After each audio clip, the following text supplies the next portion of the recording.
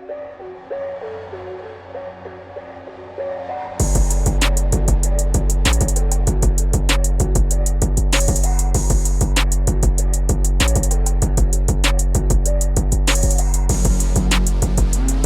right, welcome back to Separation Nation.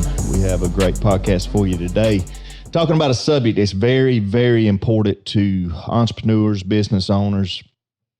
You know, we try to talk about the separators. When we say Separation Nation, we titled this Separation Nation because we try to talk about the things that separate the super successful from all the rest. And when you look at a Bill Gates or a Steve Jobs or a Warren Buffett, and you try to find things in their lives that have separated them from the rest of us, and we want to achieve to get there, that success that they have, that success leaves clues, and we're following those clues.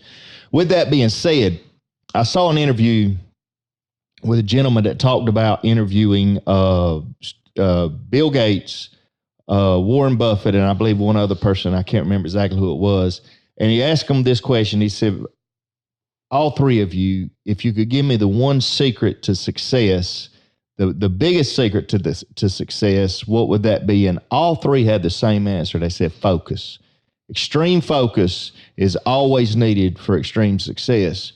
And so I want to talk about that a little bit today, how to stay focused, what to focus on. We live in a world, there's more distractions now than there has ever been. Most of us hold a cell phone in our hand a good portion of the day that distracts us from so many things. But one key, I think, Justin, that you and I have had to being super successful in, especially the final expense business, is when we started a long time ago, we said we were going to focus on what we were good at. We weren't going to bring in 100 different products with 100 different carriers, trying to sell 100 different lines of insurance, but we was going to, and to use your words, pick a horse and ride it. And focus, and I believe that's been a big part of our success, and it's just focusing, getting something, the old saying that we've both used a lot, get rich in the niche. Find a niche, find something you're good at, find something that your heart beats for, whether you start out good at it or not. If you see yourself developing in that area, find that and focus on that. You see people all the time, and there's somebody that comes to mind when I see them over, maybe every 2 or 3 months, I'll see them in the gym or somewhere.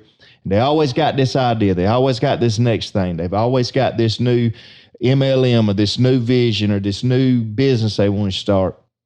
And I've said to myself so many times, this is a person with a lot of talent, a lot of charisma, means well, but if they could ever just figure out how to focus on one thing, get real good at that, then success will come. But I believe focus is a huge factor. Well, I'll cut it plain and simple here. I talked a little bit about this on the last podcast that was shot, but, I'm not all about, the frills and the idealism, and we've said over and over again, I believe that anybody tells you love what you do and you'll never work a day in your life is full of BS. If somebody trying to sell you a book at the end of their seminar or sell you some type of program, you're never going to love everything about what you do.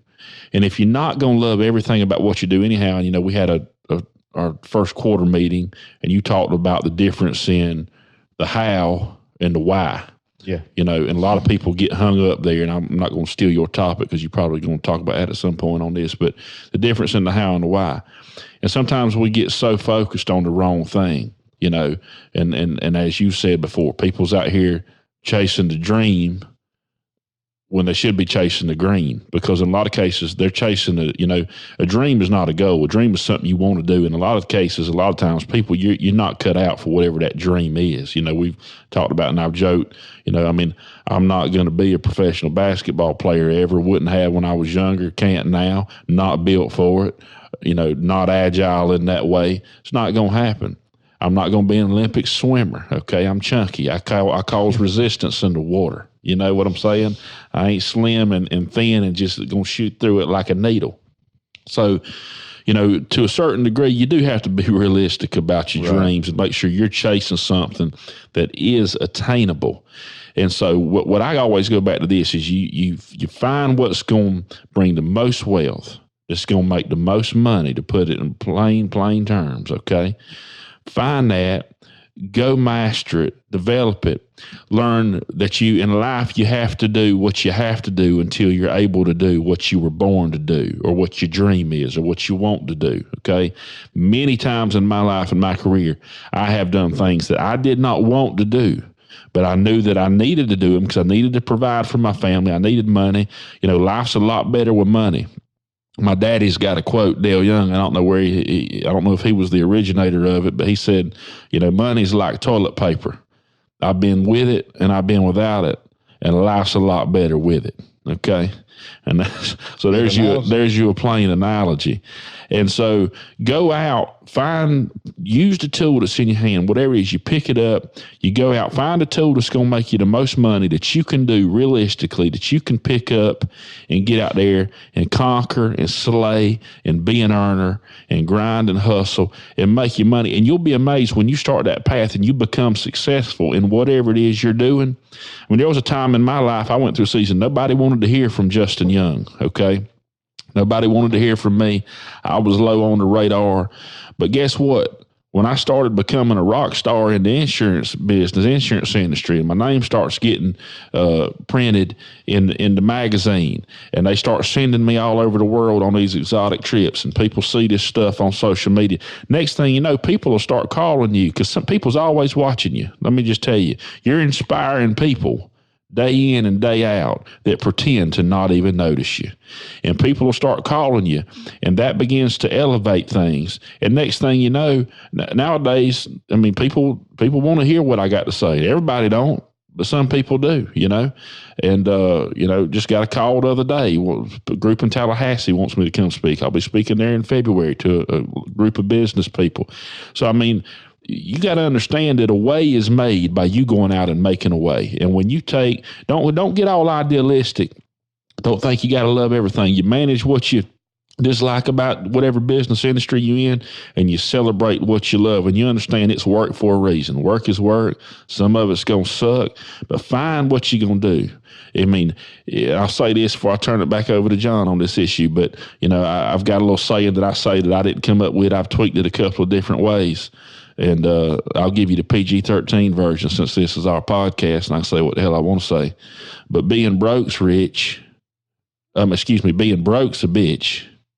Getting rich is a bitch. You pick the bitch you want. It's all a bitch. It's all hard. Work's hard. Getting rich is hard. If you're going to have to work hard anyhow, you might as well do something that makes you a great living. Yeah, and one thing, because you'd brought up, what we said at the meeting, that, and the statement I made was, we're sitting in a room with, 50 insurance agents, and nobody in that room stood up in 11th grade and said, I want to be an insurance agent when I grow up. Nobody gets excited necessarily about that. But what I will say, and I don't every day. I love my job. I love what I do most of the time, but there's days I don't enjoy it. And there's days when I dread a meeting I'm going to have. I dread a conversation I'm going to have. I dread a confrontation that has got to happen. I dread it. But here's the thing. Enjoy what I do because what it gets me. And like you said, there's a reason that I do this. There's a why. And we've talked about goals and visions so many times over and over. It sounds redundant, but we'll keep talking about it because it's a very powerful thing. To set a goal and to have a vision is a very powerful thing.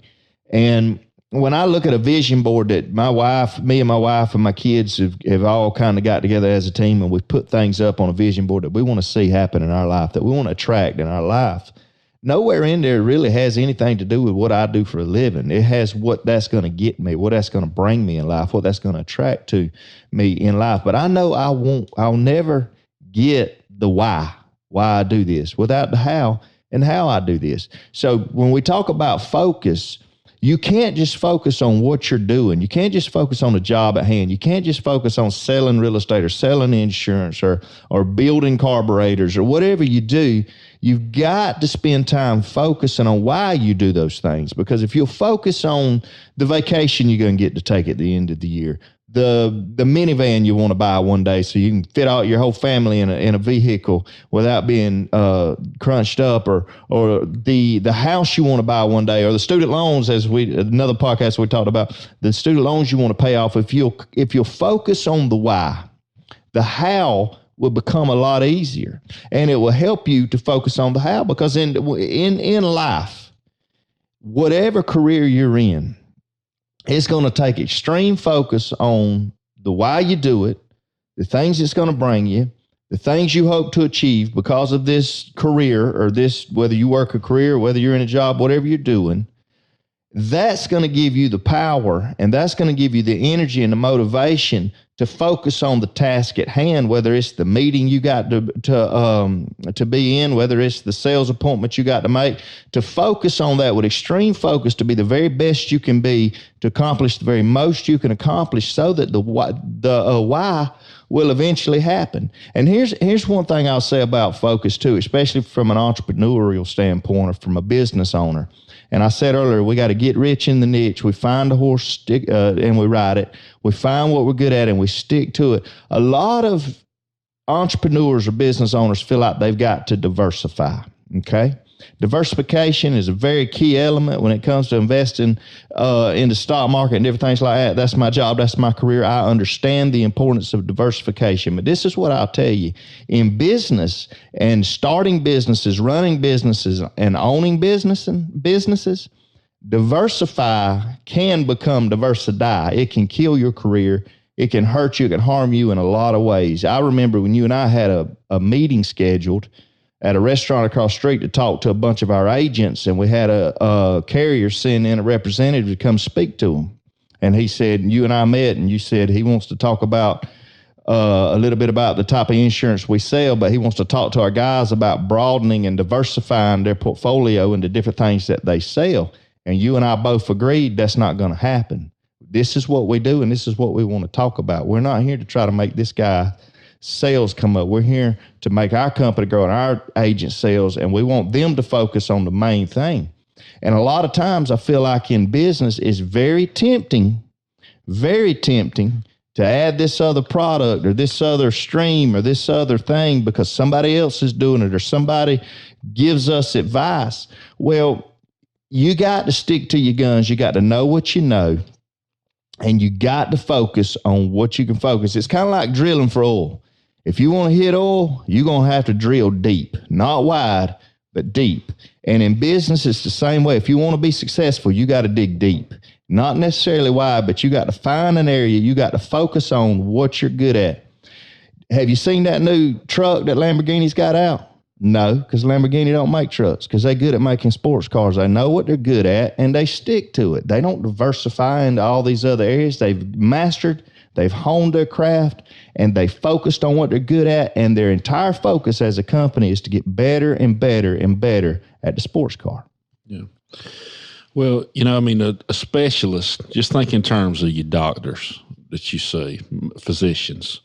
A specialist is going to always earn more. I've got a lot of doctor friends that the specialist always earns more than the general practitioner. And where people get confused is they think, well, if I can sell, for example, in the insurance business, if I can sell property and casualty, and I can sell life, and I can sell in the side of life, I can sell term life, universal life, final expense insurance, and then let me be able to market health insurance over here, and then let me get dental, and then let me have an area that focuses on key man.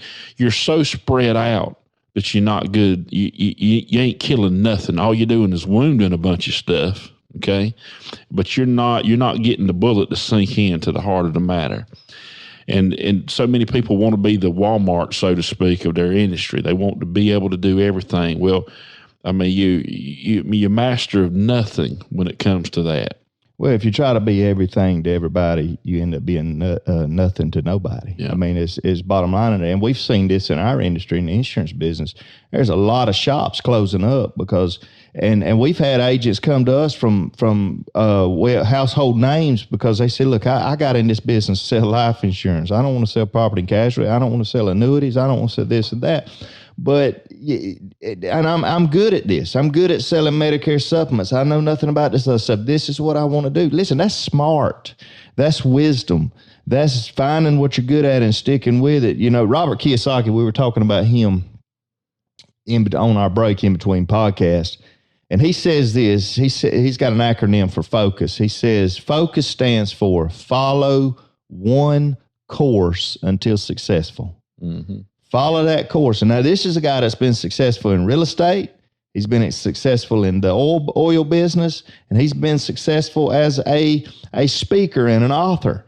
But he stuck with the real estate business until he was successful at that. He stuck in the oil business till he was successful at that. He stuck with the being an author until he was successful with that. He didn't do all and bring all these streams together at one time. I don't know if you remember this, but you know the first thing he did, he came out with that made him a ton of money, that put him on the map, because he was living in a car, him and his wife.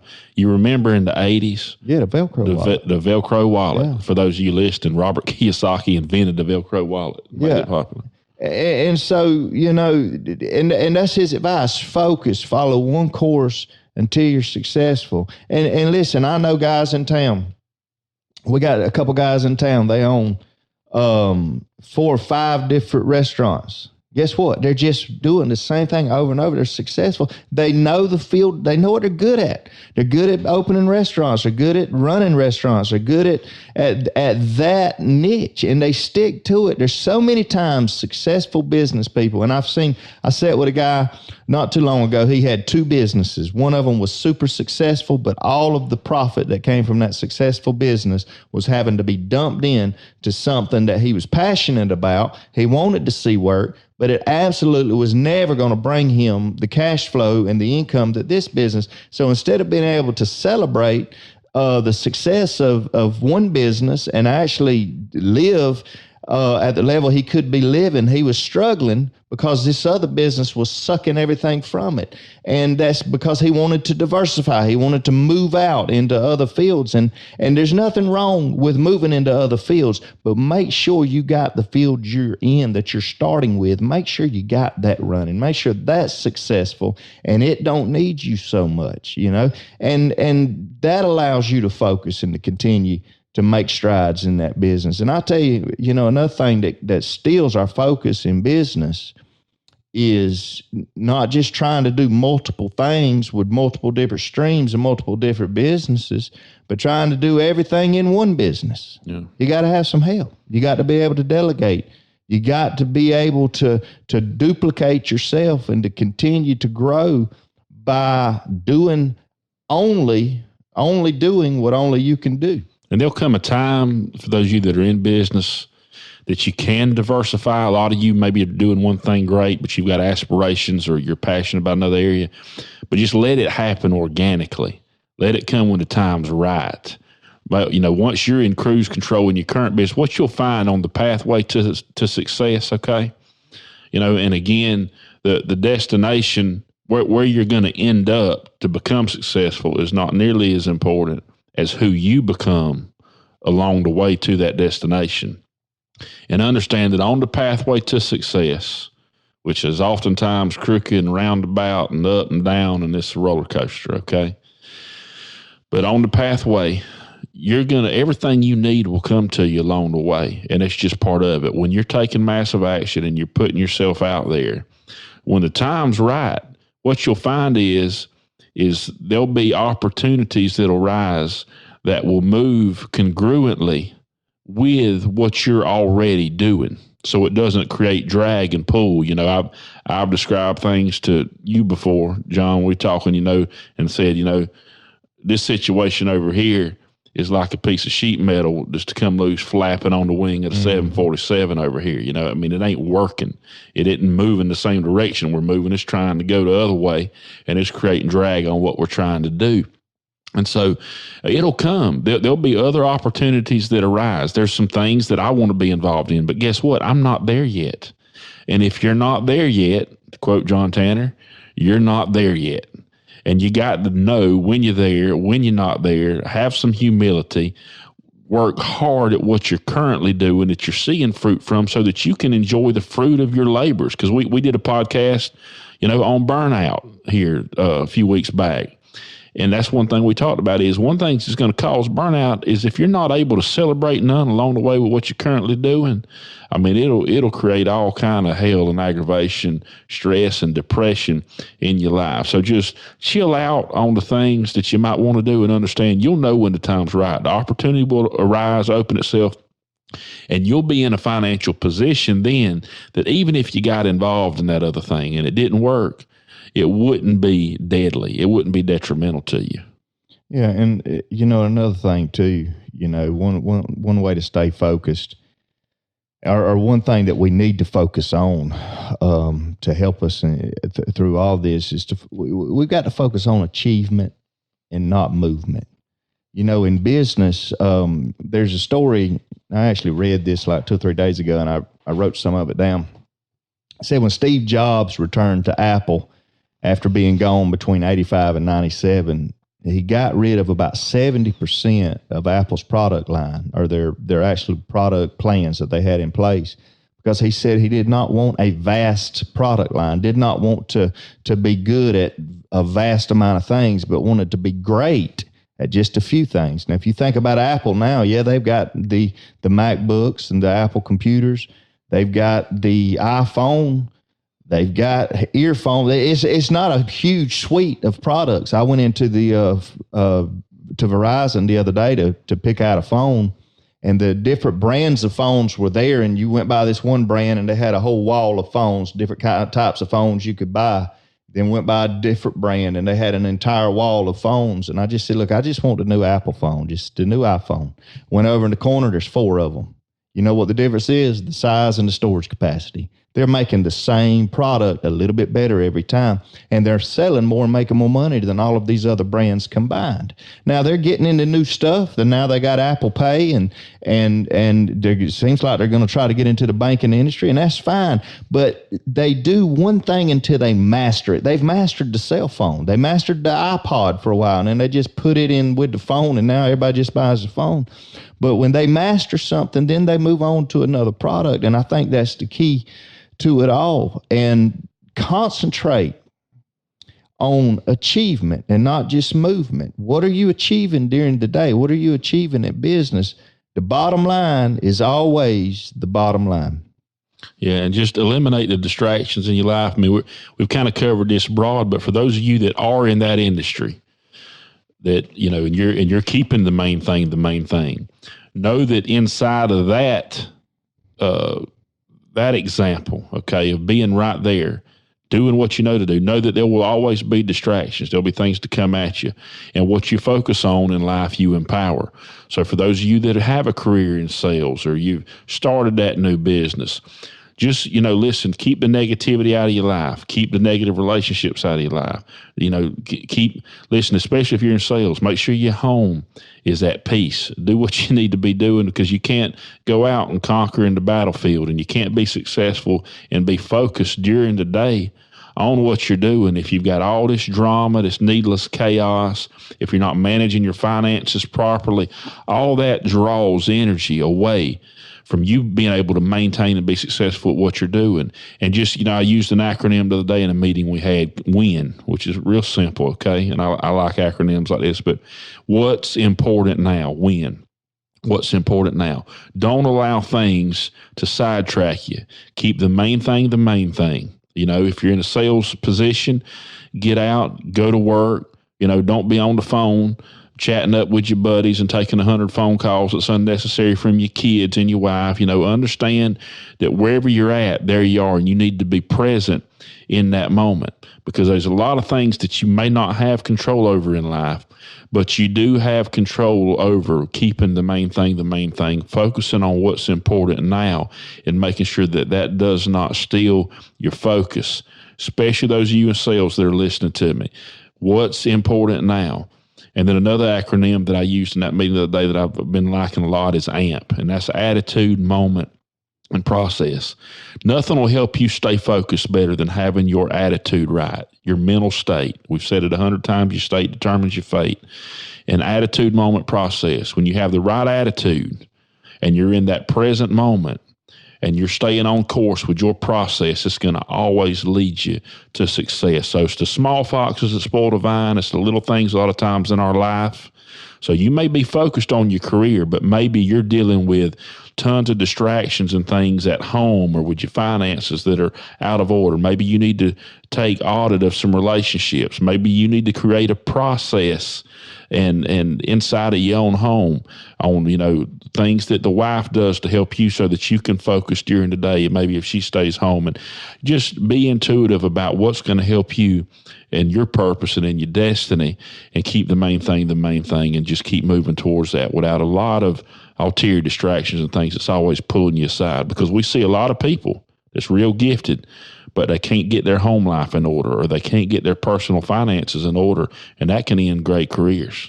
Well, and one thing too, because everything you just said, I had a lot of that written down, because most people that work insane hours, or I ain't gonna say most, let's just say a lot of people that work insane hours, spend insane hours at the office, or find themselves having to work on weekends. A lot of times the reason for that is because you're playing at work and you're working at play. And what I mean by that is, when you're at work, make sure you're working. I remember when I first got in the insurance business, we were building an insurance agency in Savannah. And I recruited like 7 or 8 agents all at one time, and I needed a trainer to come in. So the company I worked for sent me a trainer from another city, and that trainer had driven the night before about 3.5 hours, stayed in a hotel room, and the agent that he was training, I said, here, he's going to be at this hotel, meet him in the lobby, and y'all go to work. And then I talked to the trainer, and I said, listen, make sure you train him on this, and this. Make sure y'all get as many appointments as you can done during the day. And so he says, okay, they get together, they load up, they go to work or whatever. And I called in about 1:00 to the agent I'd hired, and I said, how's it going? How's the trainer? Are you learning anything? He said, well, actually, right now, I'm sitting on a bench right outside the Bass Pro Shop, because he liked the size of the Bass Pro Shop in Savannah, and he wanted to go in and check it out. I said, really? So you at the Bass Pro Shop? Yeah.